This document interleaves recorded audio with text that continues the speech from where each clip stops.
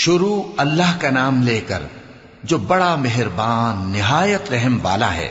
ہواؤں کی قسم جو نرم نرم چلتی ہیں پھر زور پکڑ کر جھکڑ ہو جاتی ہیں اور بادلوں کو ابھار کر اٹھا لاتی ہیں، پھر ان کو پھاڑ کر جدا جدا کر دیتی ہیں۔ پھر فرشتوں کی قسم جو وحی لاتے ہیں تاکہ عذر دور کر دیا جائے یا ڈر سنا دیا جائے کہ جس فیصلے کا تم سے وعدہ کیا جاتا ہے وہ ہو کر رہے گا، جب تاروں کی چمک جاتی رہے اور جب آسمان میں شگاف پڑ جائیں اور جب پہاڑ ریزہ ریزہ کر کے اڑا دیے جائیں اور جب پیغمبروں کے لیے وقت مقرر کر دیا جائے، بھلا ان کاموں میں تاخیر کس لیے کی گئی؟ فیصلے کے دن کے لیے، اور تمہیں کیا خبر کہ فیصلے کا دن کیا ہے؟